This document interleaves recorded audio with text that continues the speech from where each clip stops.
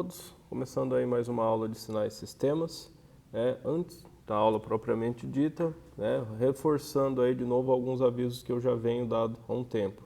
Ainda ontem à tarde eu mandei o e-mail para vocês, a gente ainda tem, acho que aqui na turma de sinais e sistemas tem 2 colegas que falta registrar o e-mail institucional como a sua credencial do Moodle para eu poder fazer a inclusão no curso. Tem bastante gente que ainda não aceitou a pasta compartilhada do MATLAB Drive, Nós já estamos agora na 3ª aula com conteúdo, Tá disponível lá, então todo mundo precisa ter acesso.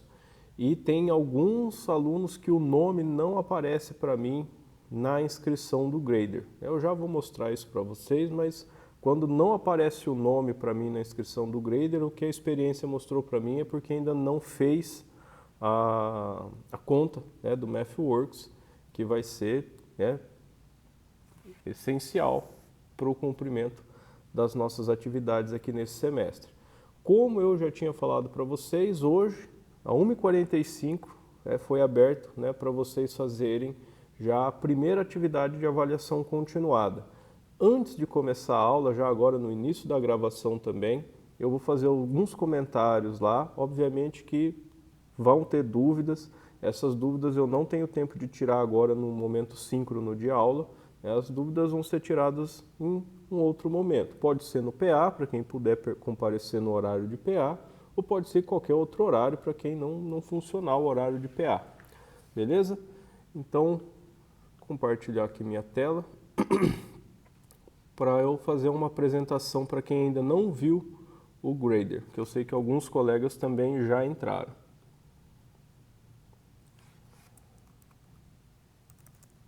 Opa.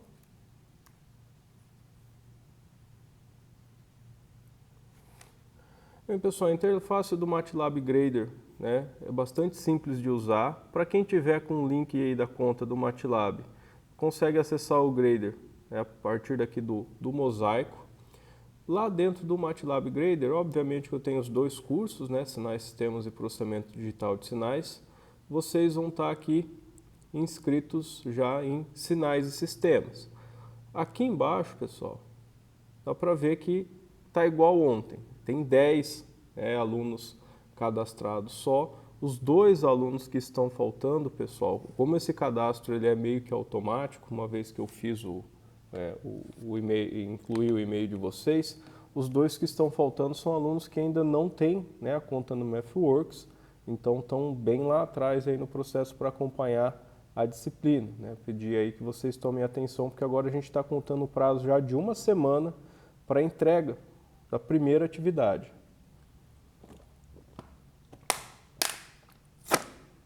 Pessoal, aqui vocês vão ver tem uma sequência de atividades, São atividades que eu criei pela primeira vez no semestre passado. Então já está tudo pronto aqui, obviamente que algumas coisas eu vou melhorando, Depois tem um comentário importante que eu vou fazer a respeito disso. E está aqui o treinamento no MATLAB Grader, que é a nossa atividade, ela está disponível de hoje, 30 de setembro, 1h45 da tarde, na nossa hora local aqui, o fuso horário de Brasília. E ela vai estar visível, disponível para vocês realizarem até a próxima quinta-feira, dia 7 de outubro, a 1h45 da tarde. Então, assim, professor, que horário estranho, A atividade é disponibilizada e tem o tempo limite até 1h45. Pessoal, eu fiz isso aqui bastante no intuito de ajudar vocês, porque o que acontece? Sempre que a gente coloca a atividade para ser entregue meia-noite, a gente tem várias submissões da atividade meia-noite. Eu entendo isso é natural e muita gente tem vários compromissos, então não é nada que eu estou questionando. Só que isso tem um problema quando a gente faz isso, porque, querendo ou não, pessoal, das 6 da tarde até a meia-noite, eu já não estou mais em atividade, Eu já estou fora do meu horário laboral. Então, se o aluno tem problema, se o aluno está tentando submeter atividade, mas não consegue, ou se ele ainda está com dúvida, não é que eu não vou atender ele esse horário se eu estiver ali vendo que tem alguém agonizando, mas não é garantido que eu vou estar disponível, ou mesmo que eu vou estar prestando atenção.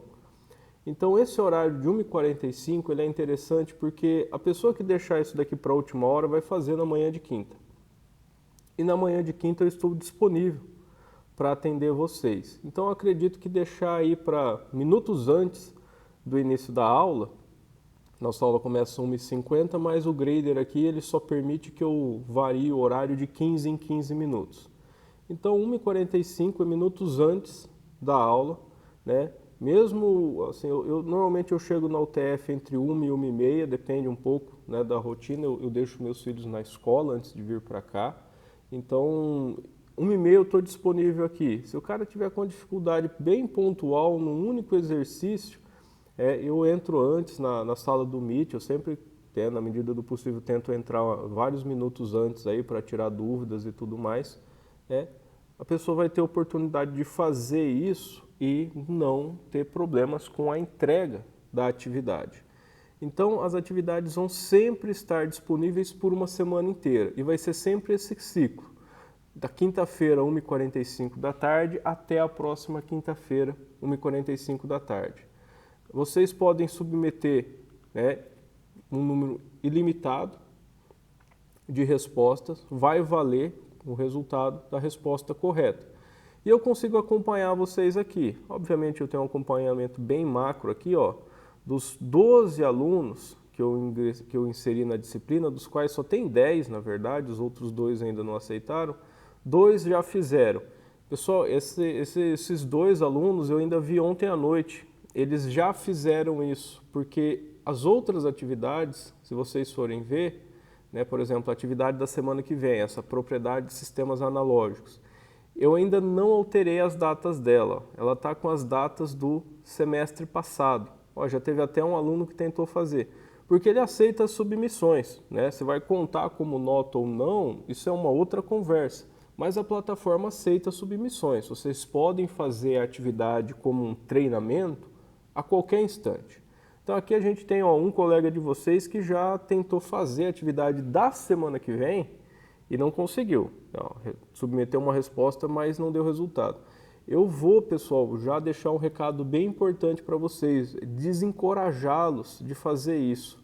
Porque o que acontece? No decorrer dessa semana, eu vou dar uma olhadinha nessa atividade que eu coloquei aqui, que é uma atividade do semestre passado, que foi a primeira vez que eu fiz. Eu também estava aprendendo a fazer as coisas no Grader e tudo mais.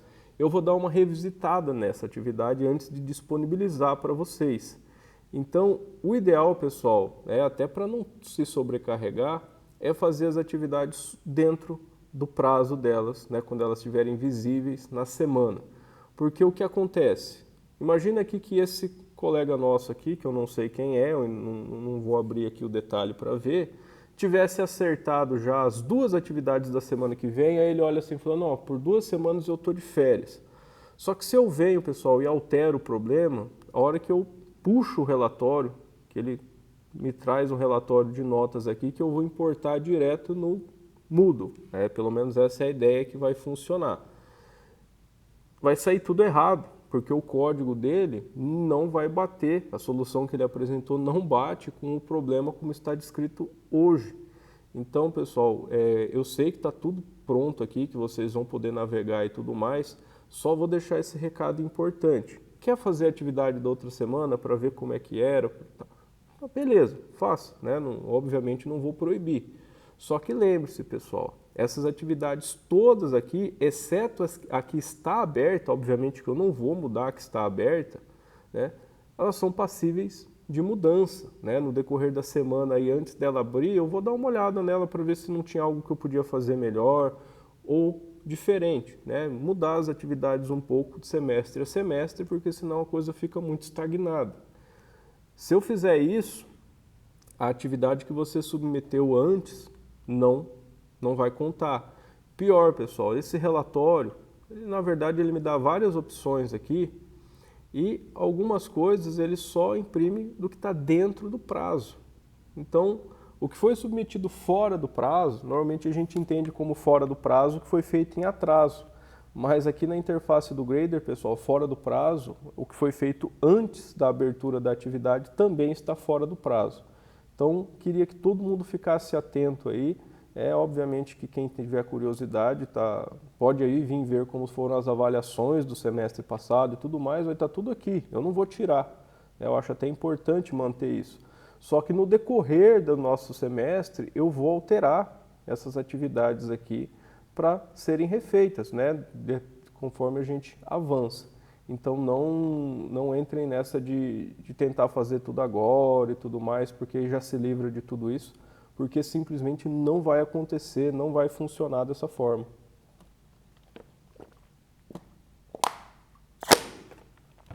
No caso dessa primeira atividade, não tem problema, eu mantive ela como estava no semestre passado mesmo.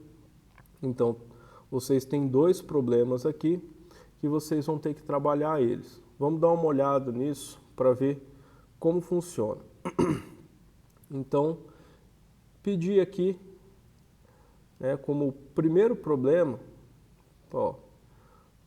sobre a função degrau unitário, que a gente viu na aula passada. Função degrau unitário, que é a função de Heaviside, que a gente normalmente chama ela de U de t. Ele pode ser modificado ou combinado para gerar diferentes sinais. Obtenha o gráfico para os seguintes sinais. E aqui eu dei 6 sinais, de x1 a x6 de t. E todos esses sinais, pessoal, trabalham com a função degrau unitário. Como que vocês vão trabalhar isso? Aqui, pessoal, para mim, obviamente, aparece um botão Learner Preview. Para vocês vai aparecer algo diferente, né? Quando vocês abrem o problema, já vai aparecer toda a janela aí que vocês vão trabalhar. Então, aqui o Learner Preview, pessoal, para mim, essa tela aqui vai aparecer exatamente como aparece para vocês. Aí o que acontece? Aqui eu tenho um script do MATLAB. O script do MATLAB é bastante simples de acompanhar, pessoal. O que começar com porcentagem e ficar em verde é sempre um comentário, ele não interpreta, né?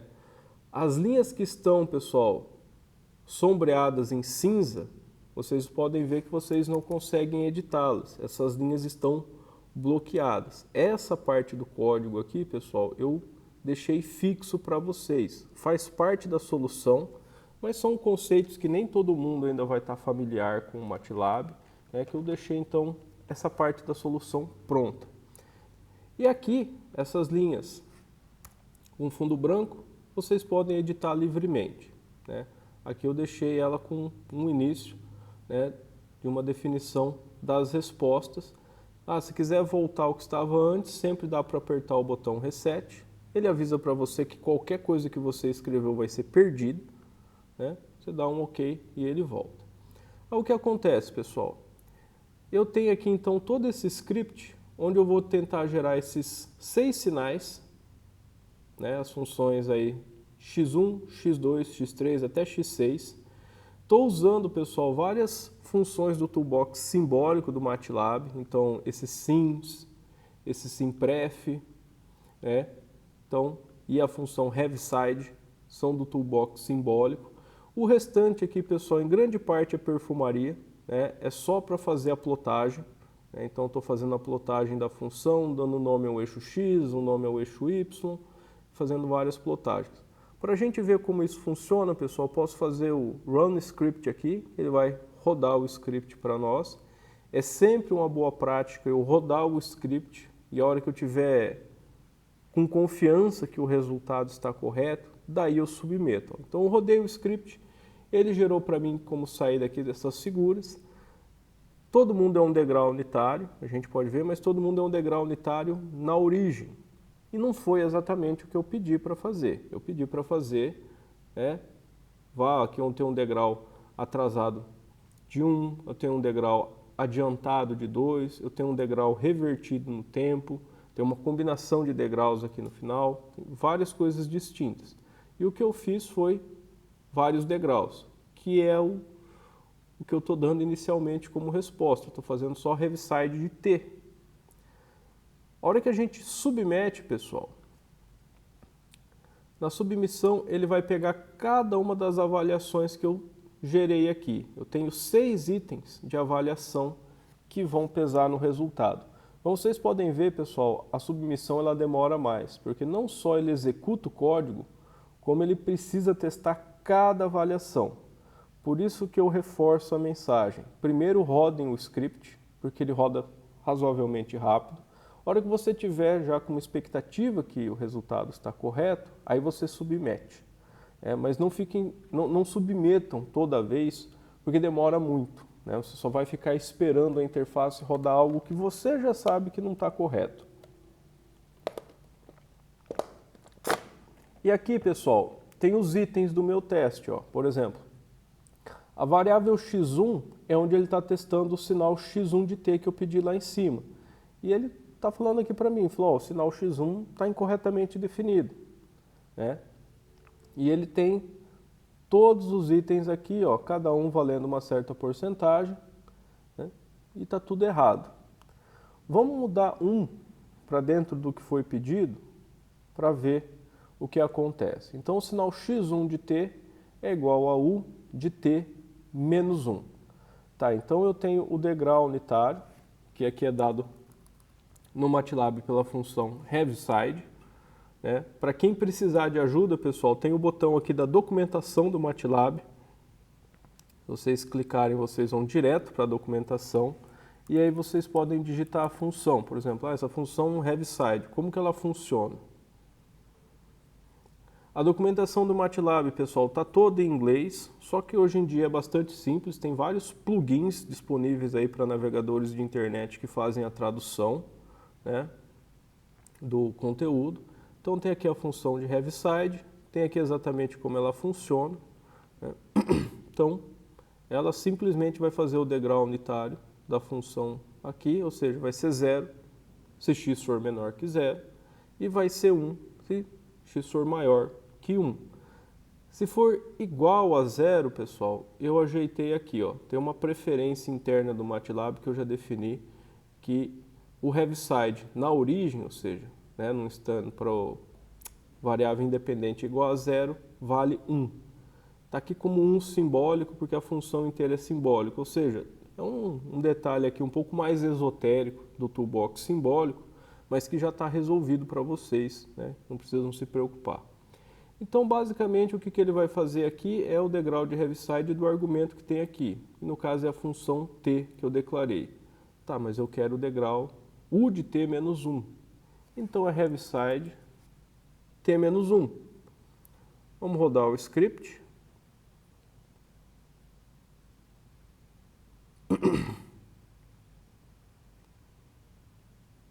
Rodando o script, pessoal, a hora que eu aproximo aqui a figura, eu já vejo, ó, agora eu tenho um degrau, ó, u de t menos 1. Dá para ver que ele não está igual aos outros, um degrau na origem. Ele está um pouquinho à direita, um pouquinho atrasado. Ele atrasou de 1.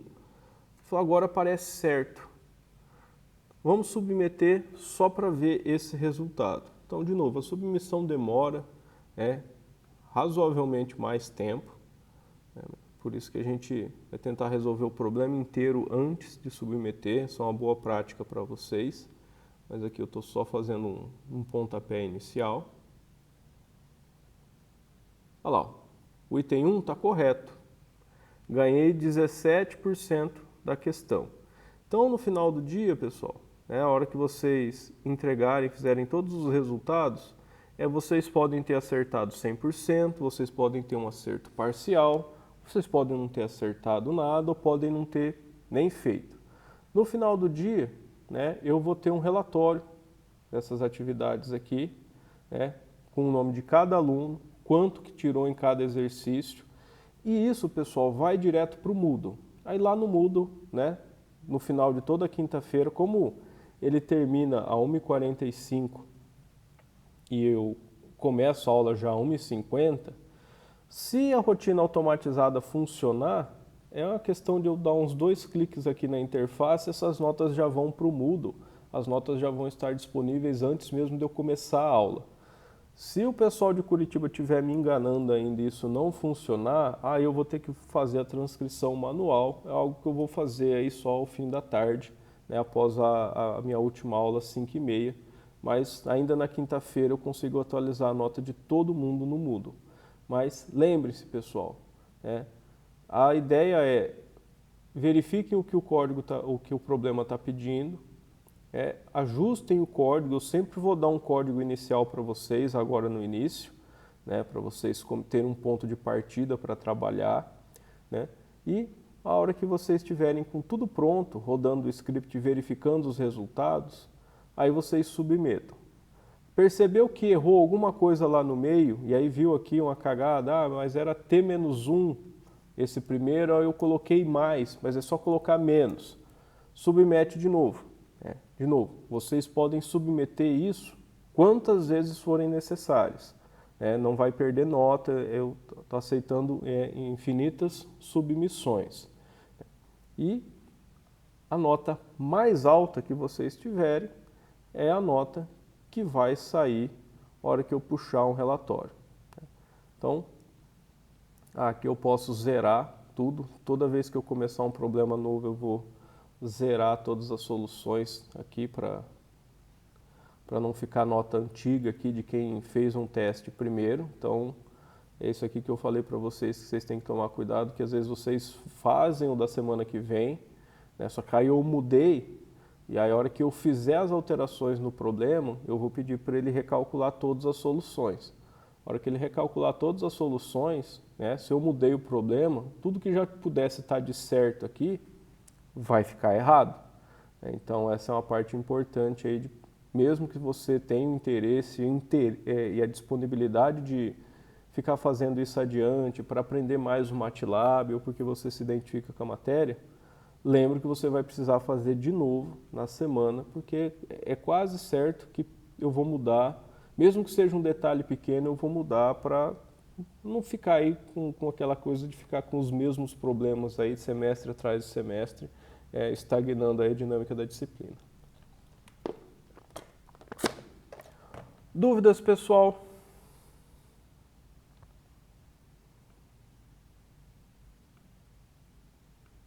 Alguém aqui presente não fez a conta ainda, não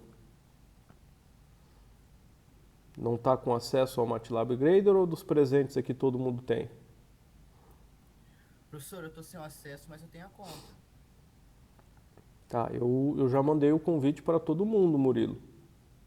Eu até vou reabrir ali rapidamente para ver. Mas eu vou checar aqui porque os nomes que não aparecerem para mim não é o pessoal que ainda não entrou. Ó, acabou de entrar mais um, agora eu tô com 11, agora só falta um. Deixa eu ver aqui as... Mandei o link ali, ó, dá pra dar uma conferida lá, se às vezes ele tá, ele não percebeu que funciona. Agora... Não, agora o nome de todo mundo aparece. Agora consegui, valeu. Não, agora atualizou para mim 12 aqui também. Não, porque antes eu tô com uma coluna aqui, deixa eu mostrar para vocês entenderem.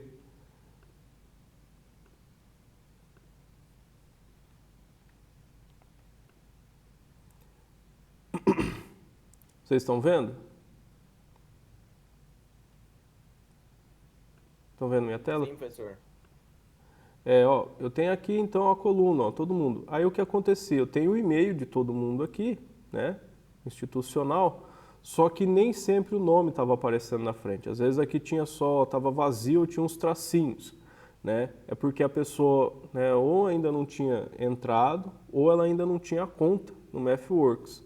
Só que agora a gente subiu, estava em 10 agora há pouco, aí a hora que eu entrei aqui de novo já estava 11, aí agora que a gente estava conversando 12. Então no Grader a gente fechou, pessoal. Mas só para vocês verem aí, no Drive. Pessoal, eu não sei porquê, mas no meu navegador ele sempre pede para entrar com as credenciais de novo no Drive, mas eu sei que é uma situação minha. Ó, no Drive eu ainda tenho vários convites ainda pendentes. Muita gente ainda não aceitou o meu convite para a pasta e ainda está sem acesso ao material da disciplina, a esses live scripts aqui que a gente vai usar no decorrer das aulas.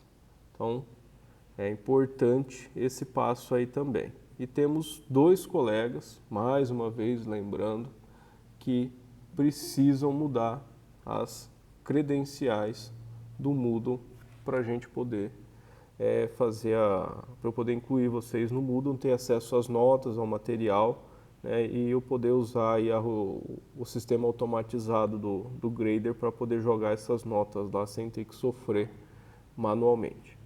Beleza, pessoal? Dúvidas? Professor, Pode falar, Marcelo. professor, é comum o grader ficar rodando e não aparece nada na tela?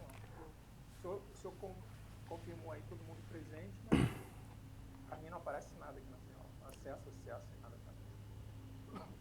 Ô Marcílio, você está tentando acessar o curso e você não está conseguindo acessar o próprio site do Grader. Não, acessou direitinho aqui. Chegou a entrar no curso. Aí entrei aqui no curso, sinais e sistemas. Aí qualquer diretório aqui que eu tento, ele fica acessando, fica rodando. Mas é só o primeiro, Marcílio, que é a atividade dessa semana. Não, aí tem treinamento e propriedade de sinais analógicos, né? De sistemas analógicos, não é esse? Não, o primeiro é o treinamento no MATLAB Grader. Ah, então, aí. Beleza, tem uns 5 minutos que eu cliquei lá. Aí só agora que abre aqui. Beleza, aí abriu aqui, treinamento no MATLAB Grader. Aí essa parte aqui que está demorando para você, Sim, na hora de abrir agora. que navegador você está usando? Estou usando esse... Como é o nome desse aqui? Google Chrome. Olha, o Chrome é o mais recomendado pela MathWorks em termos de compatibilidade com a plataforma. Às vezes vale a pena aí você dar uma limpada no cache, alguma coisa assim. Vai ser muito provavelmente um problema dessa ordem, Marcílio. Beleza. Porque a ideia é que você vem aqui, você abre, aí tem a descrição da atividade, aí tem a lista de problemas, aí você já clica no problema e você já vai direto naquela tela para resolver, sabe? Se você está clicando aqui e você fica num negócio que está ali carregando, mas nunca aparece nada, vale sempre a pena dar uma limpada no cache do navegador, fechar e abrir de novo, sabe? Aquelas coisas tradicionais aí de computação. Ah, beleza. Mas se você continuar com dificuldades, depois você entra em contato comigo, tá ok? Tá bom. Pessoal, mais alguma dúvida aqui a respeito de como nós vamos proceder com essas atividades de avaliação continuada? Eu sei que é uma ferramenta nova, pessoal, eu sei que tem suas chateações aí e tudo mais, só que vale a pena ir atrás de aprender. Então, para quem tiver aí dificuldades, é só não deixar isso acumular e entrar em contato comigo, assim que sentir a necessidade. Beleza? Então, pessoal, vamos à aula de hoje. A aula de hoje, pessoal, é o arquivo Prop Sistemas 3, nossa propriedades de sistemas. Assim como nas outras aulas, pessoal, a gente tem uma separação aqui entre sistemas digitais e analógicos. Aqui, pessoal, por uma questão de simplicidade muito grande, eu vou fazer a discussão dos sistemas digitais com vocês, de forma mais breve, e depois eu vou fazer a discussão dos sistemas analógicos. Por que disso, pessoal? Aqui a gente já cai em alguns daqueles detalhes onde o sistema ou a parte digital é matematicamente muito mais simples, muito mais direta de se apresentar do que o sistema analógico, a teoria é mais simples.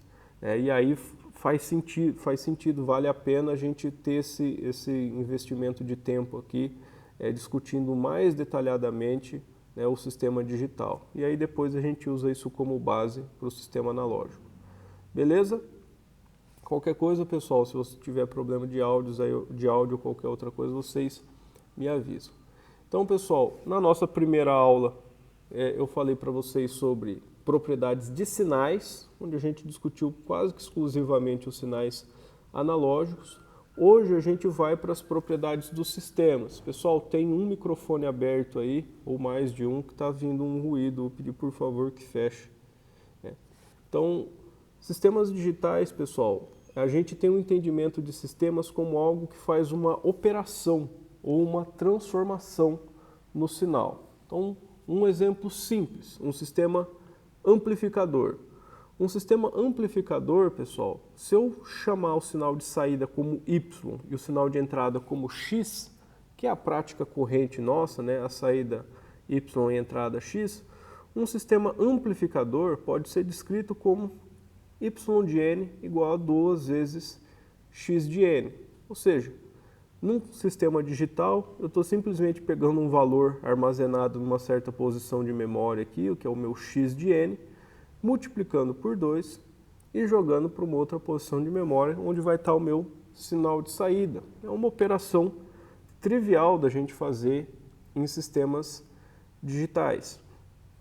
Essa transformação, pessoal, a gente normalmente representa ela de uma forma geral, a gente fala de um sistema H, onde o sistema H realiza a transformação ou o mapeamento da sequência X em uma sequência Y, onde a gente pode representar isso de uma forma geral como Y é H de X. Pessoal, não necessariamente é H vezes X. Eu sei que essa notação parece que eu estou multiplicando H por X e H igual a uma constante 2. Não, pessoal, o H ele representa uma operação. É a mesma ideia, pessoal, que a gente tem do operador derivada, né? Derivada de x de t. A gente sabe que aquilo, a derivada, né, o d sobre dt, não é uma multiplicação. Ele está ali representando uma operação, né? Então o h aqui a gente entende como esse operador. No caso aqui, ele indica que y é igual a 2 vezes x, né? Mas, de novo, é como se fosse seno de π vezes t, né? Não é seno vezes π vezes t, né? É o seno aplicado em π vezes t, indica ali uma operação matemática. Então, tem autores que até trazem isso como h de x de n, por exemplo. Aí fica, né, esse negócio aqui com um monte de parênteses. É mais claro? É, mas também é mais bagunçado. Então, não é comum essa notação. Então, é por isso que a gente vai usar o h sobre x de n de uma forma sem um uso excessivo e abusivo de parênteses, lembrando que o h representa uma operação matemática e não que ele é um valor constante ali ou variável que eu estou multiplicando em x, porque senão todo sistema seria amplificador. E obviamente que a gente tem vários outros sistemas. Um exemplo que aparece bastante é o sistema acumulador, onde a saída é o somatório de todos os valores da entrada até um determinado instante n. Ou seja, eu vejo aqui que y de n é igual ao somatório de x com todos os valores de x de menos infinito até n. Ou seja, eu estou acumulando a entrada desde a sua origem em menos infinito até um instante atual n. Esse é o sistema acumulador. É a versão discreta do sistema integrador, que é algo que a gente consegue construir, pessoal, na prática com circuitos eletrônicos.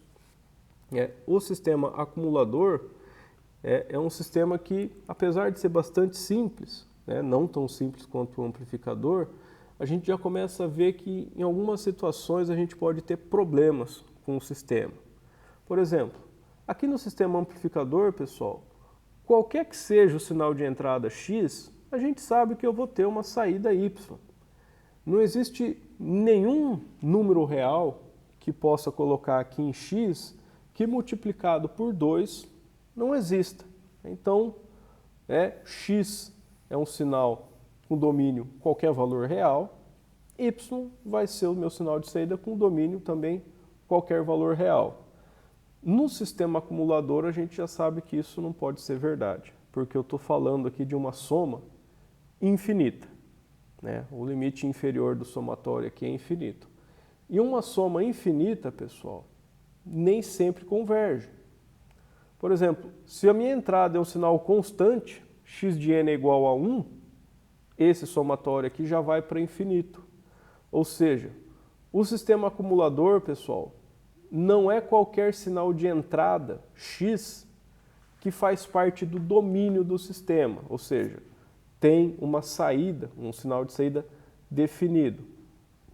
Alguns sinais não podem ser aplicados ao acumulador se eu quiser que o acumulador tenha uma saída válida.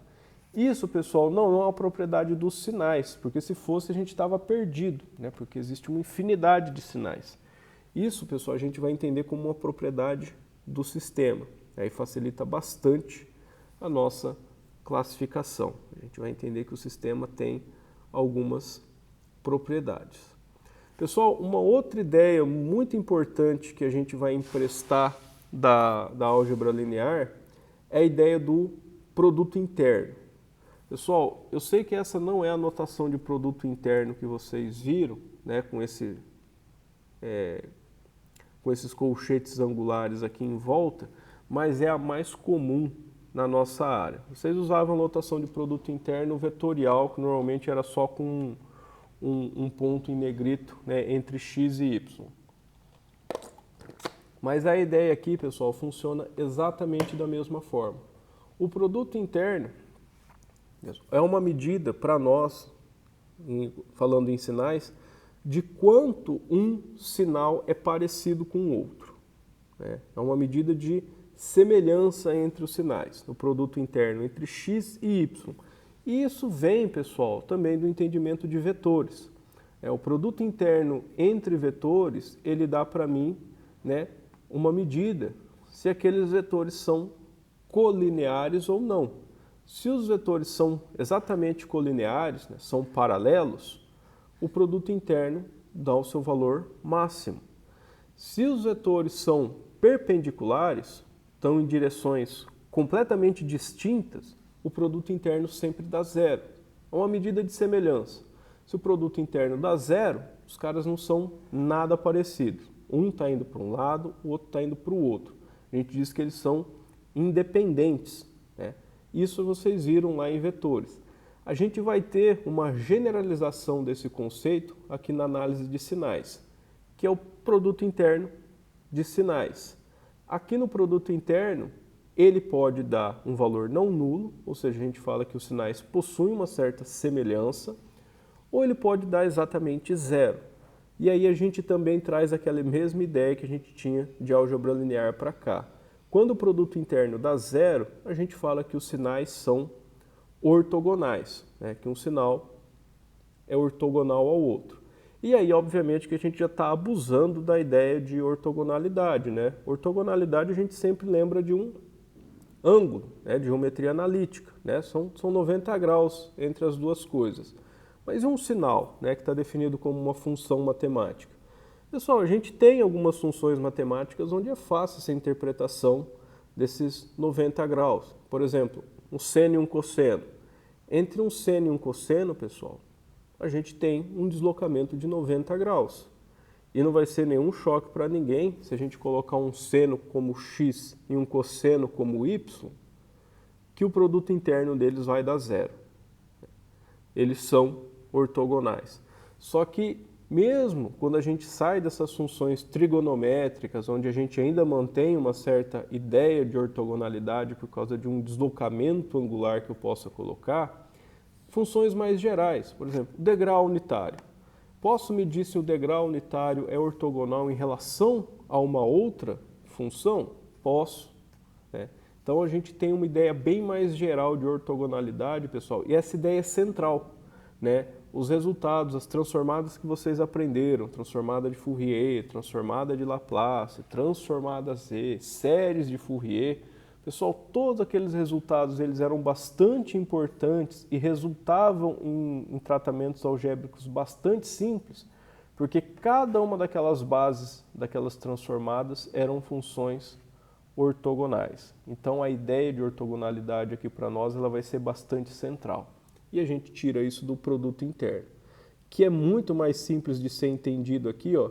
Esse cara é como se fosse o produto interno de um vetor num espaço n-dimensional. Então, quando vocês viram lá em álgebra linear a gente começa trabalhando no plano, aí depois a gente trabalha no espaço, no R3. Aqui, pessoal, a gente vai estar trabalhando num espaço Rn. Ele tem n dimensões, onde esse n pode ser um número absurdamente alto. De uma forma geral aqui para nós, a gente considera que n é infinito, que os meus sinais têm infinitas amostras. Todas aquelas regras, pessoal, que vocês aprenderam para espaço bidimensional vão valer para nós. Por que que tem essa barra em cima do y aqui? De novo, a gente de vez em quando trabalha com modelos complexos de sinais. A ideia é que o produto interno seja sempre real. Então, se eu faço o produto interno de x com o próprio x, para que esse resultado seja real e sempre positivo, eu preciso pegar e multiplicar x pelo seu complexo conjugado. Então, se x e ou y forem todos reais, fazer a conjugação complexa não muda nada, né? O conjugado de um número real é o próprio número real. Mas quando eu tenho caras complexos, essa barra aqui ajuda a manter as grandezas reais. Então, dentro do que vocês viram lá de geometria analítica e álgebra linear, a única coisa que muda é esse complexo conjugado aqui. O resto é igual, exatamente a mesma definição.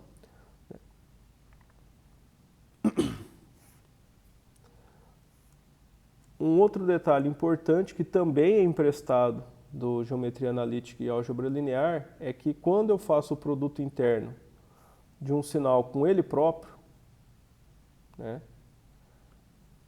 isso tem um resultado particular, onde eu falo que o resultado vai ser o somatório de menos infinito até mais infinito da norma ao quadrado do sinal, que nós vimos numa aula anterior que isso vai me dar a energia de x, a energia do sinal x, e que a gente também vai chamar, né, com um nome especial para nós, que é em relação à norma euclidiana. Aquela norma euclidiana é a norma do vetor, que vocês aprenderam em álgebra linear, que é essa quantidade que a gente vai colocar aqui com essa barra vertical dupla, né? Então vai ser a norma de x de n. Então reparem que a gente tem coisas diferentes, pessoal. Uma barra vertical simples é simplesmente um módulo, né, ou valor absoluto. Uma barra vertical dupla é a norma. A relação entre essas duas coisas, pessoal, fica bem clara aqui, né, que uma é um valor, né, um somatório de uma sequência, e outra é só uma operação em cima da sequência. Estou tirando aí a magnitude, né, ou o valor absoluto, dependendo se a sequência é real ou complexa. Existe uma generalização ainda mais abrangente do produto interno, que é a correlação cruzada. Pessoal, essa ideia aqui de correlação não é diferente da ideia de correlação que vocês aprenderam em probabilidade e estatística. Então, eu vou falar da correlação cruzada de uma sequência x com uma sequência y. Reparem, pessoal, que ela é muito similar ao produto interno. Bastante similar o somatório no produto interno. Só que aqui, pessoal, eu permito que a sequência y tenha um deslocamento. Ou seja, eu falo agora, tá, a sequência x e y, do jeito que elas estão, com a origem que foi dada para elas lá, elas são mais ou menos parecidas. Mas e se eu desloco uma sequência em cima da outra? Eu posso mudar quanto elas ficam parecidas ou diferentes? Posso. Então a correlação cruzada é um resultado mais geral, né, do produto interno. É o produto interno para quando um dos sinais eu deixo ser deslocado livremente. Obviamente que a correlação cruzada na origem acaba sendo o próprio produto interno, que acaba dando a norma ao quadrado do sinal. Então, a correlação cruzada é uma medida também de como os sinais são parecidos, só que essa medida agora ela gera para mim uma nova sequência em termos de um deslocamento. Ele fala assim, ó, essa sequência ela é parecida, mas só quando eu atraso elas de 10 amostras entre si. Isso é uma técnica extremamente importante, pessoal. Quando a gente fala de detecção de sinais, não existe nada mais robusto do que correlação cruzada. Quando eu mando um sinal de radar e eu sei qual é o sinal que eu enviei, para detectar o sinal que eu vou captar de volta, um exemplo, a gente usa correlação. A hora que eu detecto um sinal que tem alta correlação com o sinal que eu enviei, resta saber só, tá, então esse sinal voltou, qual que é o deslocamento dele, onde está o pico de correlação. Porque dependendo do pico de correlação e a posição que ele está, é a partir desse intervalo de tempo para o pico de correlação que eu faço aquela estimativa. Falo, ó, voltou o sinal, só que o pico de correlação está atrasado aí de 30 milissegundos. Tá? Em 30 milissegundos, quanto que o sinal de radar percorreu no seu caminho de ida e volta? Agora eu tenho uma medida de distância. Qual é a distância do alvo que esse radar captou? Então, técnicas de correlação são largamente utilizadas no processamento de sinais e também nas comunicações. Reparem que ela tem um formato bem particular, um somatório de uma sequência vezes a outra sequência deslocada e com a conjugação complexa. Uma outra operação que a gente vai discorrer mais na próxima aula é a convolução. A convolução, pessoal, reparem que ela é muito similar à correlação. Na verdade, essa relação, essa proximidade delas é bastante útil para nós na prática, porque a convolução, desculpem, ela acaba sendo uma operação que a gente vai fazer muitas vezes em várias situações e a gente desenvolveu rotinas para fazer esse cálculo da convolução de forma muito eficiente, mas muito mais rápido do que eu seria fazer a apreciação desse somatório, obviamente que daí só com limites finitos. Essas mesmas rotinas otimizadas podem ser utilizadas para o cálculo da correlação, porque é muito simples transformar uma das operações na outra, porque só muda o sinal de um deslocamento e uma das sequências é conjugada, e isso é bastante fácil de ser transformado na prática. Com isso, pessoal, eu já vou... eu vou aqui para a parte das definições, que, de novo, mais uma vez, elas são mais simples de serem entendidas no caso discreto aqui, no caso de sistemas digitais. A primeira é a definição de um sistema sem memória. Bem, pessoal, a nossa noção do que representa memória num sistema digital é muito simples de dizer. Eu sei o que é memória num computador e, de uma forma geral, acredito aqui que todo mundo sabe para que ela funciona. Vocês já tiveram as disciplinas fundamentais aí de programação. Se não tiveram, estão tendo agora também a disciplina de arquitetura e organização de computadores. Então, a ideia de memória digital é algo que eu acredito que está bem sedimentado aí. Sistemas digitais, pessoal, eles podem ser classificados como com ou sem memória. Ou de forma alternativa, a gente também chama eles de estáticos ou de dinâmicos. Um sistema estático, pessoal, é um sistema sem memória. Ou seja, é um sistema que não precisa de memória para ser implementado. Eu tenho que a saída y de n depende apenas da entrada x de n, ou seja, eu não preciso armazenar nada. Eu tenho o valor da entrada, eu faço uma multiplicação, faço alguma coisa com esse valor da entrada e eu já tenho o valor da saída y de n. Eu não dependo da entrada num outro instante, ou seja, não preciso ficar armazenando muitos valores de entrada, valores passados de entrada. E isso, obviamente, eu ia precisar de memória. Ou até eu posso ter que a saída depende de valores anteriores da saída também. Eu ter um sistema recursivo. Tudo isso eu preciso de memória. Um sistema estático ou sem memória, ele não precisa de nada disso. Dado um valor da entrada x de n, ele consegue calcular o novo valor da saída y de n para qualquer valor de n.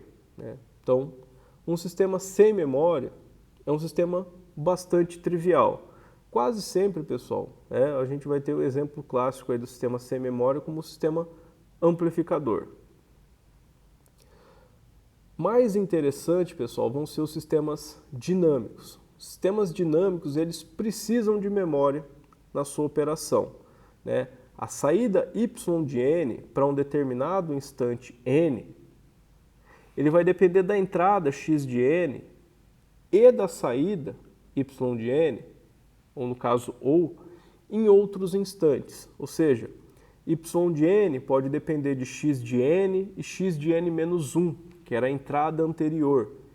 Essa entrada anterior eu vou precisar armazenar em algum lugar, porque eu tenho acesso, né, só à entrada atual. Então, para isso eu preciso de memória. Se ele precisar de valores anteriores da saída, eu também vou precisar armazenar isso em algum lugar de memória. Tudo isso, pessoal, vai ocupar posições de memória no computador. Então, é um sistema que a gente chama com memória. Vai ficar mais claro depois a ideia de por que eles são dinâmicos. Aí essa ideia fica um pouquinho mais clara quando a gente discutir a representação dos sistemas analógicos. Mas a ideia aqui é que esses sistemas dinâmicos vão precisar de memória para sua implementação, enquanto os sistemas estáticos não precisam de memória. Dentro dos sistemas dinâmicos, pessoal, nós temos duas subdivisões aqui que são bastante relevantes para o processamento digital de sinais, mas que agora para a gente não vai discutir isso muito, porque para a parte analógica realmente não avança muito, que é a distinção se eles são recursivos ou não recursivos. Um sistema não recursivo, pessoal, o valor da saída depende só da entrada, não depende de outros valores da saída em outros instantes. Então, a saída não é feita através de recursão do último valor calculado. Por isso que a gente fala que ele é não recursivo. Enquanto sistemas recursivos, né, a saída atual depende da saída em outros instantes. Então, isso aqui realmente não se traduz para sistemas analógicos, mas é uma distinção que está aqui para os sistemas dinâmicos, né, digitais. Por fim, pessoal, fica bem mais fácil falar também em termos de sistemas digitais aqui a respeito da causalidade. Um sistema causal, pessoal, a saída dele, y de n, depende apenas da entrada ou da saída em instantes amostrais passados. Ou seja, a minha saída atual ela pode depender somente da entrada atual ou de uma entrada anterior, e também pode depender de saídas anteriores. Não pode depender de entradas ou saídas futuras. Fala assim, professor, mas todo sistema é assim, né? A gente não pode depender de nada no futuro. Não necessariamente, pessoal. Primeiro, né, se o meu sinal já está completamente armazenado, quando eu estou processando a primeira amostra, eu já tenho acesso ao valor da última amostra. Esse sistema não é causal. Por quê? Porque eu já tenho acesso a todas as amostras do meu sinal. Ele não está rompendo aí as barreiras da física e prevendo o futuro. É só que eu amostrei o meu sinal inteiro e armazenei ele em memória e agora eu estou fazendo o processamento offline desse sinal. Então, a ideia de causal e entradas futuras, ela realmente só se traduz quando a gente está falando em sistemas de processamento em tempo real. Em processamento digital de sinais, essa é a principal área de interesse. A gente vai falar de processamento de sinais em tempo real. Em processamento analógico de sinais, que é o que a gente vai estudar mais aprofundadamente aqui, esse sempre é o caso. Né? Sempre, absolutamente sempre é o caso. Porque praticamente sempre a variável independente é de fato o tempo, né? Os sistemas sempre operam em tempo real, então realmente falar de um sistema analógico, uma entrada futura, é realmente um sinal que ainda não aconteceu, que está aí alguns segundos ou uma outra quantidade de tempo para acontecer e obviamente que eu não tenho acesso a isso. Então sistemas analógicos, eles são, né, causais. Quando que eu tenho que prestar atenção, porque essa distinção pode não ser verdadeira? Quando a variável independente não é o tempo. Um exemplo muito clássico, processamento de imagens. Processamento de imagens, pessoal, a gente já discutiu isso, eu tenho um sinal que é bidimensional e as duas dimensões dele são espaço. Quando eu falo de um valor amostral superior, pessoal, no caso de uma imagem digital, eu estou falando do pixel à direita, né? Do jeito que uma imagem é mapeada, pessoal, ela é mapeada linha a linha, começando do topo. Então, qualquer pixel que tiver à direita ou abaixo do pixel atual que eu estou trabalhando, a gente fala que ele tem um índice superior, ou seja, ele já não respeita mais a causalidade. A gente usa o mesmo nome, mas não tem nada a ver com o tempo. O termo causalidade, pessoal, vem da relação de causa e consequência. A causa tem que vir antes da consequência. De novo, só faz sentido se a gente falar no tempo. Se a gente falar, por exemplo, de uma imagem, que é um sinal no espaço, a ideia de causa e consequência não faz sentido nenhum. Mas é o termo que ficou por razões históricas. Linearidade, pessoal, já é algo bem mais fundamental para a gente e, por conta disso, bem mais complicado de explicar. Pessoal, vocês estão trabalhando com linearidade já desde o início da graduação de vocês. Vocês começam com uma disciplina de álgebra linear e geometria analítica, né? Cálculo, né, as operações matemáticas do cálculo de derivação e integração são lineares. Tem várias propriedades de linearidade que são importantes para nós, que facilitam o uso do cálculo. Quando vocês aprenderam os circuitos elétricos, pessoal, circuitos elétricos é bem mais simples de analisar, porque se vocês pegarem lá os livros, metade da bibliografia, você vai ver que a bibliografia de circuitos elétricos está lá. Circuitos lineares. Então, tudo isso, pessoal, tem uma ideia comum de linearidade. Acho que o que vocês mais relacionam à linearidade hoje é a função de uma reta, né? Y igual a A vezes X mais B. Essa é uma equação da reta, é uma função linear. Aqui, pessoal, a gente tem um conceito de linearidade que não é a mesma coisa que uma equação da reta, não é esse conceito geométrico de linearidade, de algo que representa uma linha no plano ou no espaço. Tanto que a gente vai ver aqui que a equação da reta mesmo não representa um sistema linear, né, a menos que ele atenda a algumas outras características. A ideia que a gente tem de sistemas lineares, pessoal, e que está aplicado a tudo isso que eu falei até agora, são dois princípios, né, que é o princípio da homogeneidade ou do escalamento e o princípio da sobreposição. Eu vou começar com o da sobreposição porque vocês já viram isso em circuitos, né? Quando vocês faziam análise de circuitos, lembra que se vocês tinham lá uma rede resistiva com mais de uma fonte independente de tensão ou de corrente, você podia resolver o circuito considerando uma fonte de cada vez e somar os valores de tensão de nó ou corrente de ramo que vocês pegavam para cada um para obter o resultado final? Era possível fazer isso, né? Porque o circuito ele atende ao princípio da sobreposição justamente porque o circuito é linear. Então, a ideia principal é, se eu for aplicar o meu sistema a uma soma de entradas, ou se primeiro eu somo as entradas e depois aplico o meu sistema, tanto faz. O sistema ele é transparente em cima dessa operação de soma. Onde que vocês viram isso também? No cálculo. Pessoal, a derivada da soma de duas funções não é a soma das derivadas? O princípio da sobreposição também vale para o cálculo. A integral da soma de duas funções é a soma das duas integrais separadas.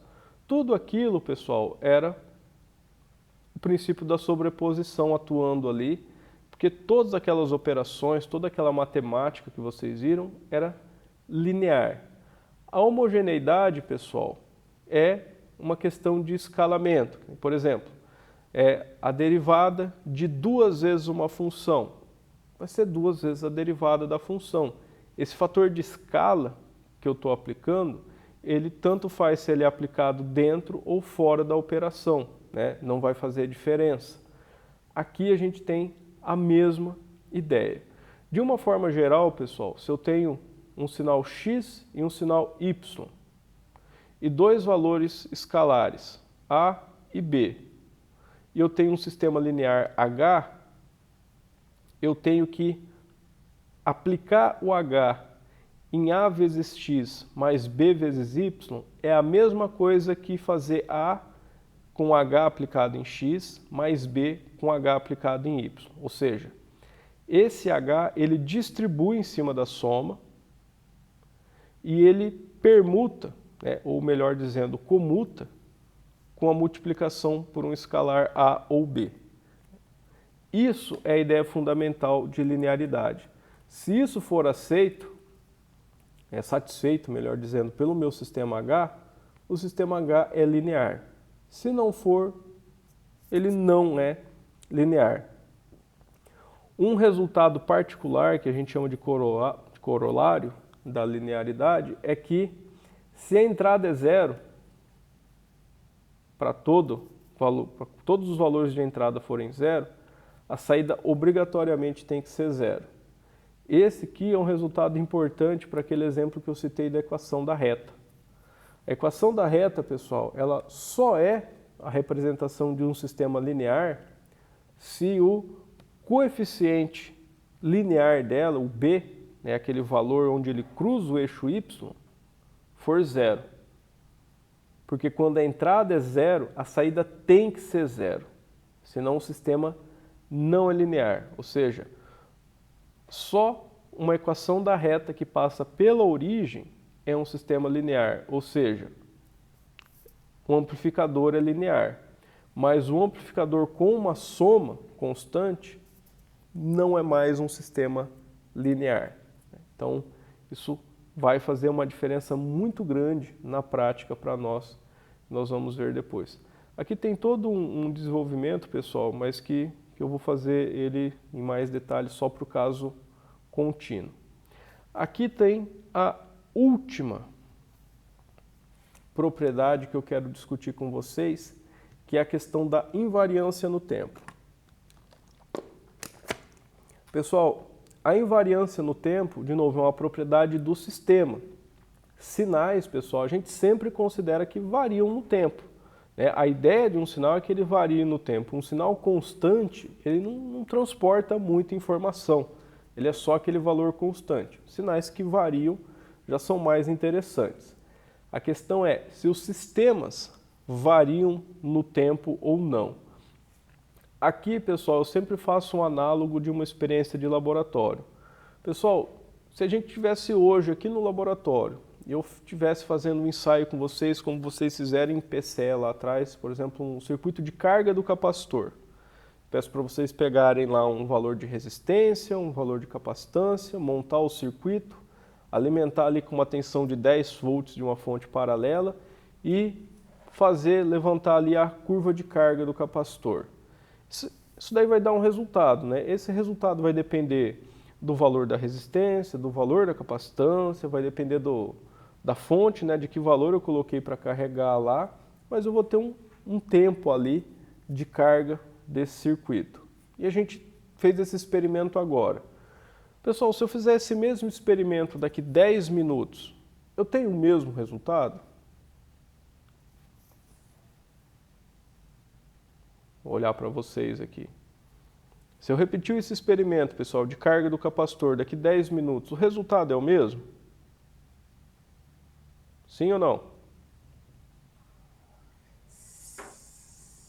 Sim, de nível de tensão? O nível de tensão, o tempo de carga, eu vou ter o mesmo resultado?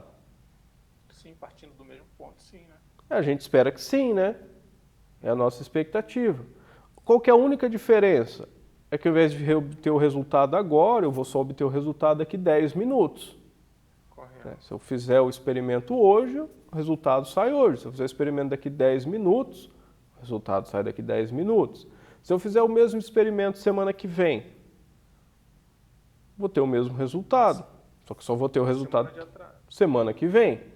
Isso, pessoal, é a característica de um sistema que é invariante no tempo. O sistema não muda com o passar do tempo. Sistemas digitais, pessoal, são estritamente invariantes no tempo. Porque, por exemplo, se eu montar um amplificador aqui por software, onde ele multiplica por 2, a gente sabe que aquele processador vai fazer aquela multiplicação por 2 até o dia que ele não funcionar mais. Mas ele não vai derivar daquele 2. Ele não vai olhar assim, não, aqui já teve uma mudançazinha, ele já está multiplicando por 2,1. Isso não acontece com sistemas digitais. Está programado lá e fica fixo. Então a gente tem uma noção muito clara do que é um sistema invariante no tempo no domínio digital. No caso analógico é diferente, pessoal, porque a gente sabe que aqueles componentes que a gente está pegando lá no almoxarifado, eles já são um pouquinho mais sofridos, né? Eles passam na mão de alunos do primeiro ano, que vão lá, ligam um capacitor eletrolítico com polarização reversa, já quase queima, né? Fazem um monte de coisa. E o mais importante, pessoal, em eletrônica analógica, tudo varia com a temperatura. Então, naquele primeiro caso que eu falei, se a gente faz o experimento da carga do capacitor agora e daqui 10 minutos ele vai ter um resultado diferente? Não. Nada que eu consiga medir com os equipamentos, aí, com o multímetro que a gente tem aqui no almoxarifado. Mas e se eu deixar para fazer semana que vem, e semana que vem, ao invés de 20 graus na temperatura ambiente, está uns 35 graus, bem agradável no laboratório lá no B4, que não tem ar. Faz diferença? Aí faz, né?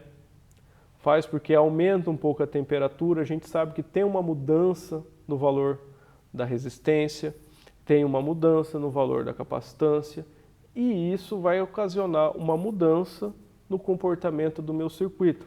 Essa mudança é apreciável? Não sei. Ela pode ser ou pode não ser. Sistemas analógicos, pessoal, invariância no tempo é algo que a gente aproxima. Posso considerar que um circuito RC é invariante no tempo? Posso. Enquanto eu tiver num contexto que eu possa considerar que tanto a resistência quanto a capacitância são constantes, eu tenho a solução de um sistema que é invariante no tempo.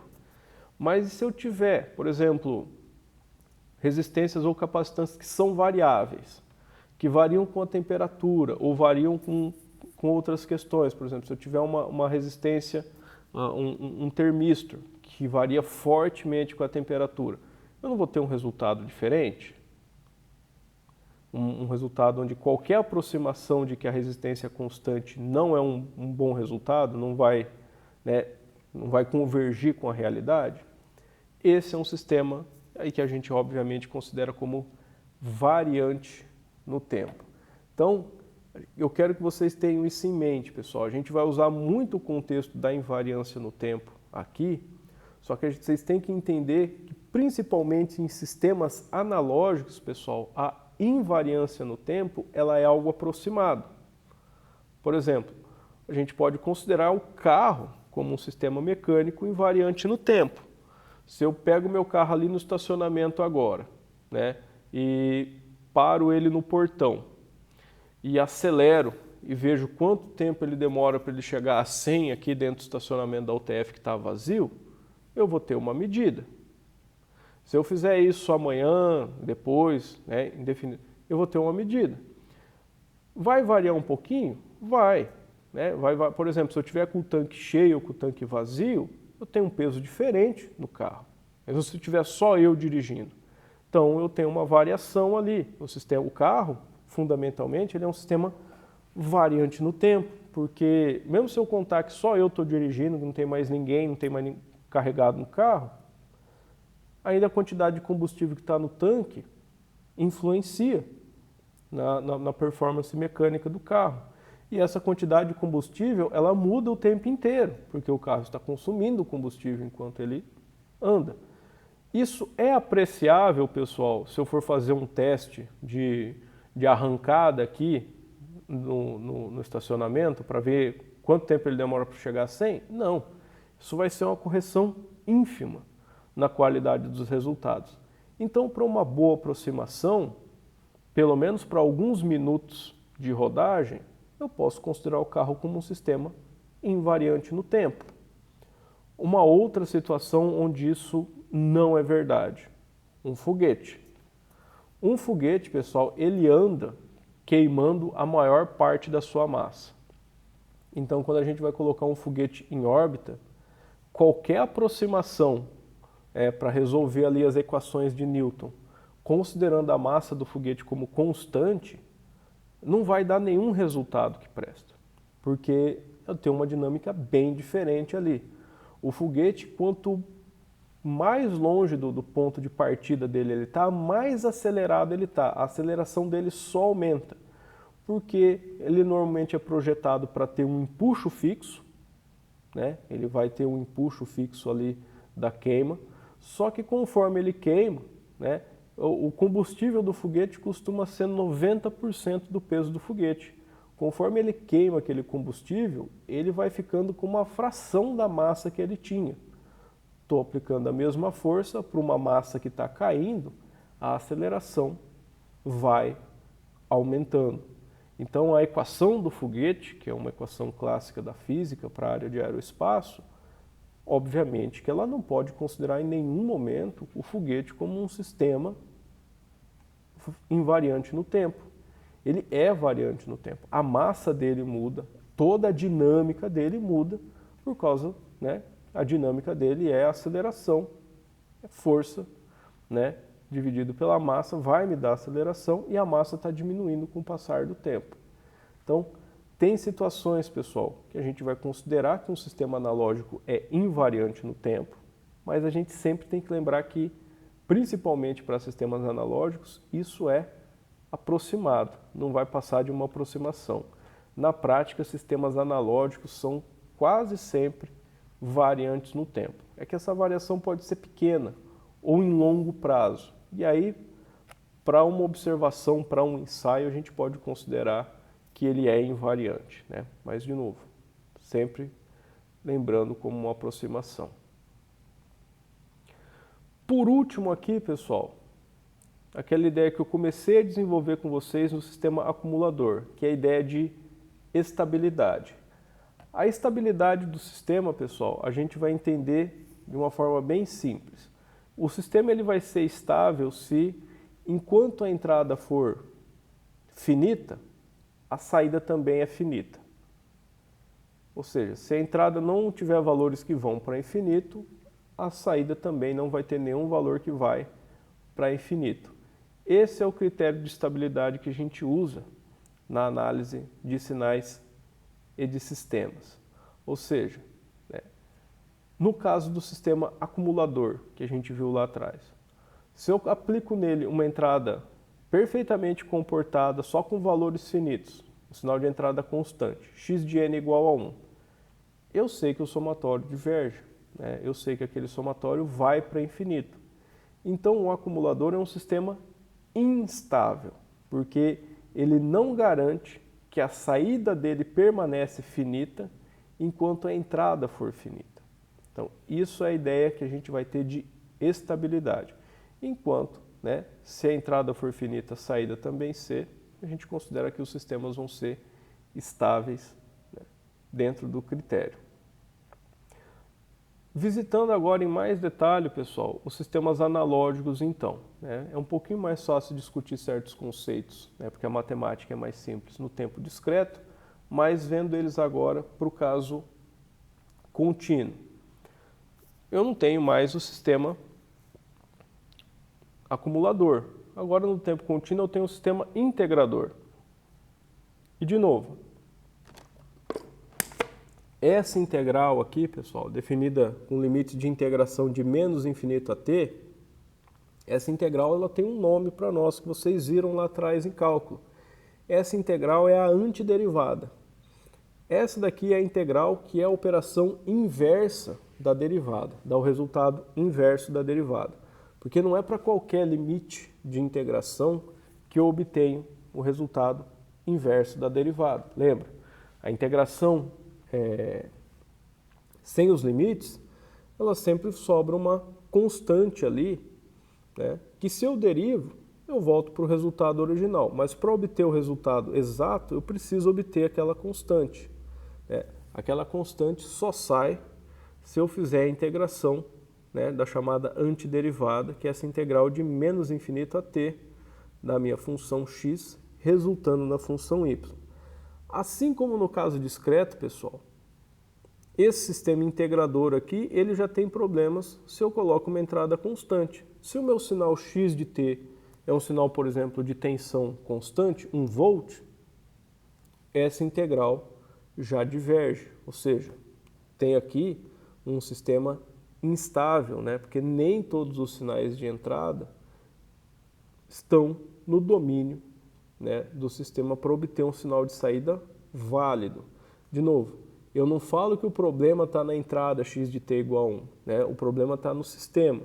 Se o sistema ele não é estável para todas as entradas, ele não é estável então, né? Para ele ter uma certa propriedade, ele tem que ter ela sempre, né? Então a estabilidade é algo que o sistema integrador não tem, porque é muito simples provar que para um sinal trivial, constante, a saída dele vai para infinito.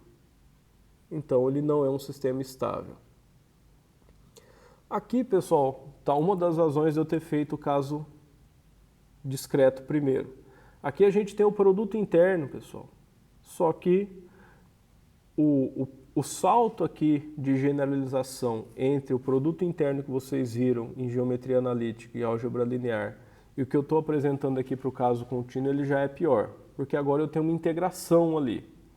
Mas essa integração, pessoal, nada mais é do que o cálculo infinitesimal desse somatório, né? Quando eu começo a falar, ó, n agora não é mais um índice inteiro, né? Agora eu tenho uma variável contínua t. E o t, pessoal, por ser contínuo, para eu avaliar os intervalos de t, eu preciso trabalhar com aqueles intervalos infinitesimais, né? Que é o que dá a notação do dt aqui na frente. Isso a gente escreve como um integral, ou seja, do somatório que eu apresentei antes aqui para a integral, está fácil de acompanhar por causa do cálculo que vocês já conhecem. Mas do produto interno vetorial para essa integral já era um pouquinho mais infeliz. Então, por isso que eu apresentei o caso digital antes. Então, aqui eu tenho o produto interno de dois sinais.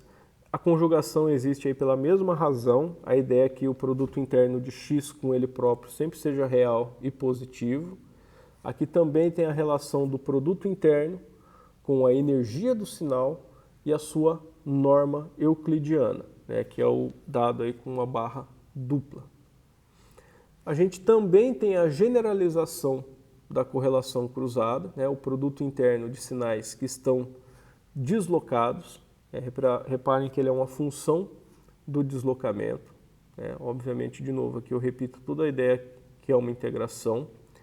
E eu tenho também, agora, a convolução no tempo contínuo, também fica definida em termos de uma integração.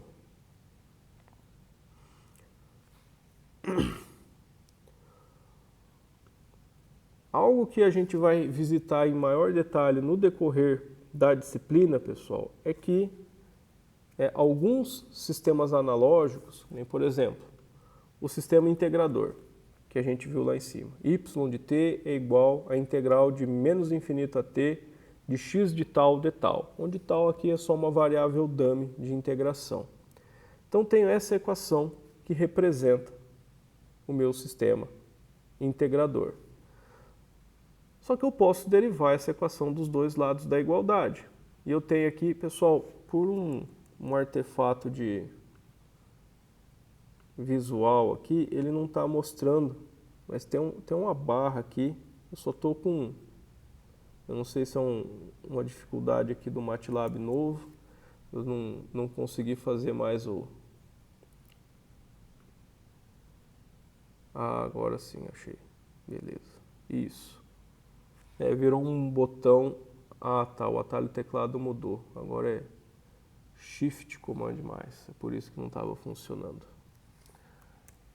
Vou aumentar aqui até porque fica mais legível, isso. Eu posso derivar essa equação nos dois lados da igualdade, ou seja, eu posso representar o sistema integrador como essa equação diferencial simples. nós vamos ver, pessoal, né, que a solução das equações diferenciais também vai ser central aqui no desenvolvimento dos nossos sistemas, né? Todo sistema, né, dinâmico, ele vai ser representado através de uma EDO, onde a ideia de dinâmica vem justamente da EDO. As quantidades não dependem somente do valor que elas têm em um determinado instante, mas depende também de como eles vêm variando, né, das suas taxas de variação. Daí que vem a ideia de dinâmicos. Então, o sistema integrador, né, obviamente que a gente entende que existe algum tipo de memória aqui, porque eu estou integrando os valores, né, de x de menos infinito até um instante presente. Isso não pode acontecer sem alguma forma de memória. Não é a memória digital que a gente conhece, mas é uma forma de memória. É muito mais fácil entender isso com a ideia de que o sistema é dinâmico. Olha, a derivada da saída é igual ao meu sinal de entrada. Então, tipo assim, para isso eu vou resolver a saída, né, sabendo de como a saída varia em relação à entrada. Um sinal que varia de acordo com a variação dele próprio ou de um outro sinal é o que vocês já viram lá atrás em EDO, que é a característica dinâmica de uma solução. Então aqui a gente traz a mesma notação. Um sistema estático é sem memória, um sistema dinâmico é com memória. Para trazer isso, pessoal, dentro da prática de vocês, né? Por exemplo, em casos de circuitos elétricos. Pessoal, se vocês têm um circuito elétrico só com uma rede resistiva e fontes independentes ou dependentes de tensão e corrente, esse é um sistema estático. Porque a solução, pessoal, a tensão em qualquer ponto, em qualquer nó, ou a corrente em qualquer ramo é sempre a mesma, ela não é uma função no tempo, não tem nada ali que muda com o passar do tempo. As tensões, as correntes, as resistências, tudo é constante. Num sistema dinâmico, pessoal, o sistema ele ainda pode ser invariante no tempo, a gente ainda pode considerar, por exemplo, que as resistências, capacitâncias ou indutâncias são constantes. Só que os valores de corrente de tensão, não. Quando eu coloco um capacitor num circuito, pessoal, esse circuito adquire uma característica dinâmica, porque aquele capacitor pode sofrer carga, pode sofrer descarga, dependendo do circuito, se ele for mais complicado, ele pode ter os dois, um circuito com chaveamento. Então, aqui eu tenho uma característica dinâmica. A gente fala que a capacidade de armazenamento de energia de um capacitor ou de um indutor é como funciona a memória no domínio analógico. Então, circuitos com componentes reativos, ou seja, circuitos com capacitores ou indutores, já se dá um circuito dinâmico, porque a solução, né, os valores de tensão e de corrente, eles mudam com o passar do tempo. Eles não são mais estáticos. Os sinais agora mudam com o tempo. E obviamente que esses são os casos, né, mais interessantes. A mesma ideia para causalidade, pessoal. E aqui no caso analógico é bastante simples, né? Principalmente se a gente faz um paralelo com teoria de circuitos, né? A tensão de saída, ela responde, obviamente, a uma tensão de entrada. Eu tenho um sinal de entrada que é aplicado e eu estou observando um sinal de saída. A gente sabe que o sinal de saída nunca muda em função de uma mudança futura do sinal de entrada, né? Só uma mudança passada, né? O sistema não prevê o futuro. Então a causalidade aqui para nós, nos sistemas analógicos, ela é algo assim, bem mais sagrado, né? A gente quase sempre vai assumir que o sistema é causal e partir dessa condição de contorno, que o sistema é causal. Porque no domínio analógico a gente não tem muitos exemplos de sistemas não causais. Tem em sistemas onde a variável independente não é o tempo? Tem, obviamente que daí é possível, mas isso daí não vai fazer parte do nosso estudo aqui, do que a gente vai estar trabalhando no decorrer dessa disciplina. A ideia de linearidade eu não vou repetir, porque não muda absolutamente nada, né? Só que agora, pessoal, vale a pena ter uma discussão um pouquinho mais pormenorizada a respeito da decomposição. Pessoal, um impulso unitário, vocês vão lembrar uma função que eu apresentei para vocês na aula passada e a gente teve uma conversa lá que ela era uma função um pouquinho mais complicada, um pouquinho mais difícil de entender, né? Ela tinha umas propriedades estranhas lá, né, para a sua definição. Mas basicamente, pessoal, o impulso unitário ele tem uma propriedade muito interessante para nós, que é, se eu pego dois impulsos em instantes diferentes e faço o produto interno deles, não, melhor aqui, isso, o resultado é zero, né? Porque eu só não vou ter uma integral zero ali quando eu tenho um impulso vezes ele mesmo, os dois no mesmo instante. Daí eu vou ter a integral do impulso ao quadrado, que por sinal dá 1. Então, opa, acho que eu desci demais. Isso. O impulso unitário, pessoal, ele é uma função muito importante para nós, porque ele é uma base ortogonal. Lembra que quando a gente viu vetores lá, a gente definiu que tinha a base, né? Tinha aquele vetor de magnitude 1 em cima do eixo x, que a gente chamava ele de I. Aí tinha um outro no eixo j, no eixo y, desculpem, que era o j. E tinha um outro vetor unitário no eixo z, que era o k. Então eu tinha lá o I, o j e o k. E eles eram bases ortogonais. Eram ortogonais porque o produto interno de I com j era zero. J com I também dava zero. I com K, zero. Qualquer mistura ali para um produto interno dava zero. Só que o produto interno de I com I, J com J ou K com K, todos esses davam 1. Então era a ideia de ortogonalidade lá do I, do J e do K. Então no espaço tridimensional a gente tinha essas três bases e eu podia escrever qualquer vetor, né, com uma composição de I, J e K. Aqui, pessoal, é a mesma ideia. Só que eu tenho infinitas bases, porque eu tenho um impulso deslocado, ele pode estar deslocado para acontecer desde um tempo menos infinito até um tempo mais infinito. Então o meu conjunto de bases agora é infinito. Só que o que acontece, pessoal?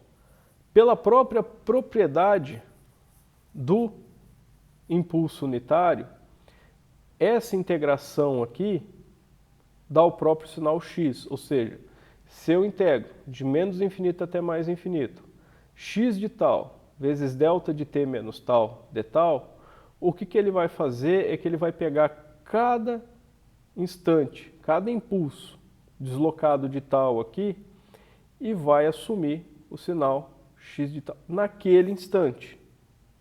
Ou seja, eu estou reconstruindo o x de t. Então aqui não é uma forma de escrever o x de t em função dele mesmo. Não, é para mostrar que qualquer sinal contínuo pode ser decomposto como uma combinação linear de impulsos deslocados. Isso é muito mais fácil de visualizar ali no caso discreto, que eu pulei porque era importante falar os dois juntos. Então eu vou voltar lá agora. Ó, no caso discreto, eu tinha uma situação bem simples. Ó. A sequência x de n era o somatório com x de m vezes delta de m menos m. Aqui é bem simples, porque eu estou pegando cada impulso separadamente, então um somatório com índices inteiros, e é o que acontecia. Podia considerar que qualquer sinal x era simplesmente uma construção de uma sequência de impulsos. Eu precisava de um impulso deslocado num instante certo e com a magnitude correta, dada aqui pelo x de m, era só somar todos esses caras que eu tinha um impulso. E aí o que acontece? Se eu ver e falo, não, mas eu vou aplicar agora um sistema H em cima desse sinal x. Se eu vou aplicar um sistema H em cima desse sinal x, eu posso considerar que eu estou aplicando o sistema H em cima desse somatório, que decompõe x como uma sequência de impulsos. Pessoal, se o H for linear, eu não posso passar ele para dentro da soma, porque não era aquela ideia da sobreposição. tanto faz se eu aplico a operação antes ou depois da soma. A derivada da soma de duas funções é a soma das derivadas. Então, o fato do somatório ser infinito não muda nada. Se eu considero que h é linear, eu posso passar o h para dentro do somatório. Então, o h aplicado em x aqui se torna a saída y, como a gente já tinha definido, e agora eu tenho o somatório com h de x de m, delta de n menos m. Pessoal, obviamente que x de m varia com o somatório, só que agora h está dentro do somatório. Então, do ponto de vista de h, x de m é uma constante. Então, eu posso passar o x de m para fora do h. Eu não posso passar ele para fora do somatório, mas eu posso passar ele para fora do h, porque x de m aqui, pessoal, é só um peso, né? É o valor, né, do sinal x no instante m. Vai dar uma constante. Então, o h multiplicado por uma constante não muda nada. Posso jogar ele para fora. E aí eu chego nesse resultado, que é a minha saída, y de n, é o somatório com m de menos infinito até mais infinito de x de m, com h agora aplicado ao impulso unitário. Esse impulso está deslocado, ele não é na origem, ele é no instante m, na amostra m. Se eu chamar esse cara aqui por um nome especial, falar, ó, o sistema H aplicado nesse impulso deslocado vai dar uma resposta impulsiva Hzinho. Vocês percebem que a gente usa muito a letra H para isso. Só que, obviamente, que essa resposta impulsiva vai depender do N e vai depender do M. Então, beleza. Indo lá para baixo, é um pouquinho mais difícil acompanhar essa matemática aqui no caso contínuo, mas fazendo o paralelo com o caso discreto é bem mais simples. Eu tenho que, para o impulso unitário contínuo, vale a mesma decomposição, só que agora eu tenho uma integração e a função delta de Dirac, que é chata de descrever matematicamente. Só que aí eu venho de novo e falo, não, mas eu vou aplicar um sistema H aqui. Então, apliquei o sistema H na entrada e na decomposição da entrada, valendo a igualdade. Bem, o H aplicado em x de t dá a saída, como a gente já tinha definido. O H aplicado numa integral, pessoal, a integral é uma operação linear. Se o H também for um sistema linear, eu posso trocar a ordem deles. Então, eu posso passar o H para dentro da integração. O resultado está aqui. Mais uma vez, pessoal, obviamente que x de tal varia com a integração. Mas do ponto de vista do H agora aqui dentro do sinal da integral, o valor de x de tal é uma constante. Então eu posso passar o x de tal para fora do H. De novo, tenho que manter dentro da integral, mas o H, para o H ele é uma multiplicação por constante. Então posso passar para fora. E aqui, mais uma vez, pessoal, a gente pode considerar que o operador H aplicado ao impulso unitário dá uma resposta impulsiva. Essa resposta impulsiva, obviamente, vai depender do valor do tempo t e do atraso tal. Esse é o resultado. Se agora eu venho e falo, não, o sistema é invariante no tempo, quando o sistema é invariante no tempo, pessoal, a gente diz que a única diferença, então, entre fazer o experimento agora ou fazer o experimento depois, é que se eu fizer o experimento depois, eu obtenho o resultado depois. Ou seja, se eu estiver avaliando essa resposta impulsiva aqui, o H de t e tal, que é a aplicação do sistema sobre o impulso deslocado, se a aplicação do sistema sobre o impulso dá um certo H de t, com o impulso deslocado, se o sistema for invariante no tempo, eu tenho simplesmente H de t menos tal. Eu tenho a saída, a resposta impulsiva, deslocada. Quando eu tenho que o sistema é linear e invariante no tempo, que a gente vai chamar ele então de um sistema LIT, eu posso substituir esse cara aqui, onde o H de t e tal simplesmente vai ficar H de t menos tal. A gente tem a definição daquela operação de convolução. Ou seja, por isso que a convolução é importante, porque a convolução me permite calcular a saída para qualquer entrada. E para isso basta que eu conheça a resposta impulsiva do sistema. Isso é de fundamental importância, pessoal, porque diz para mim que a resposta impulsiva, essa função h de t, ela caracteriza completamente o sistema. Então, é como se fosse uma engenharia reversa. O fato da resposta impulsiva caracterizar completamente um sistema que seja linear e invariante no tempo, porque, de novo, se eu tenho o sinal de entrada e eu tenho a resposta impulsiva, eu posso calcular qualquer saída resolvendo a integral de convolução, ou seja, todas as informações do sistema têm que estar nessa função h. Então, isso torna o impulso unitário uma entrada importante, né? Então, é daí que vem a importância do impulso unitário, porque a resposta ao impulso é importante. E o impulso tem propriedades úteis, né, que garantem toda essa questão para os nossos sistemas chamados aqui de convolucionais, mas que quase sempre vocês vão ver na literatura esses sistemas chamados como sistemas LIT. Um sistema LT é um sistema linear e invariante no tempo. Todo o nosso curso de sinais e sistemas e processamento digital de sinais é aplicado somente a sinais que são lineares e invariantes no tempo. As nossas ferramentas matemáticas, pessoal, acho que vocês já viram isso, é só para sistemas lineares. Vocês tiveram o curso de álgebra linear, vocês viram se existe o curso de álgebra não linear? Pessoal, ele não está na matriz curricular da engenharia eletrônica e ele também não está na matriz curricular de nenhum bacharelado em matemática. A gente tem alguns resultados para operações não lineares, mas são pouquíssimos, pessoal. Eu, por exemplo, só sei de 2, não sei se tem outros, se tem muitos outros, mas eu sei que são pontuais. A gente não tem uma teoria definida de matemática não linear.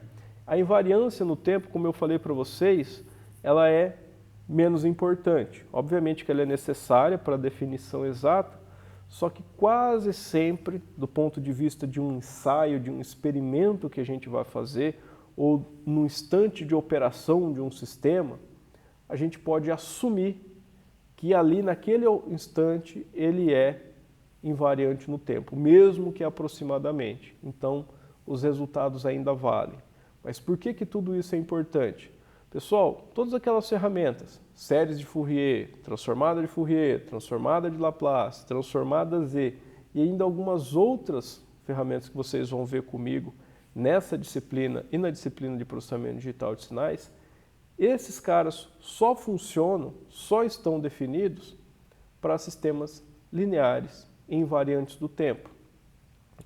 Por exemplo, posso representar o sistema aqui como uma resposta impulsiva h de t. Só que vocês já viram isso no sistema representado através de equações diferenciais.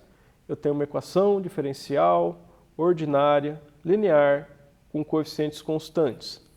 Essa aqui foi o que vocês aprenderam a resolver na disciplina de EDO. E, de novo, isso aqui só é uma representação válida, né, se o sistema for linear e invariante no tempo. Ou seja, a outra ferramenta que vocês já aprenderam também no cálculo, que era a EDO, ela só vale para sistemas lineares e invariantes no tempo. Então a ideia de linearidade e invariância no tempo vai ser central para nós, só que ela dificilmente vai ser algo que a gente tem que se preocupar, porque até por expressão das ferramentas matemáticas, ela está garantida. A gente não tem como estudar muito aprofundadamente sistemas que não são lineares ou invariantes no tempo, porque não existem ferramentas matemáticas disponíveis para fazer uma análise desses caras, né? A gente não tem isso definido. Aqui a estabilidade, no caso analógico, é exatamente a mesma ideia de estabilidade do caso discreto. Eu preciso que a entrada, né, seja limitada, garantindo que a saída também seja limitada. Para que isso possa acontecer, pessoal, basta garantir que a integral do módulo de h de t seja finita, ou seja, a resposta impulsiva deve ser absolutamente integrável, que é uma condição que a gente viu na aula passada para sinais, que a gente vê que aparece aqui de novo para sistemas, está ligado a uma propriedade do sistema. Pessoal, acabei estourando aqui um pouquinho o tempo, mas demorei um pouquinho mais com a apresentação do grader no início do que eu esperava demorar.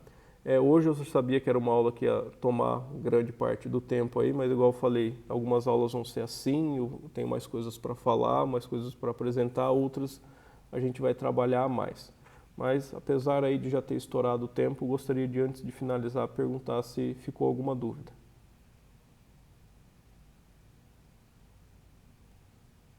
Não?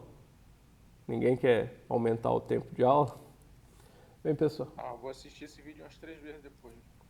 Bem, pessoal, tem bastante coisa aí para desempacotar, né? Então leiam com atenção o material, né? Se reassistam a aula se necessário, mas a leitura do material traz todas as informações ali, estão dentro desse material, né?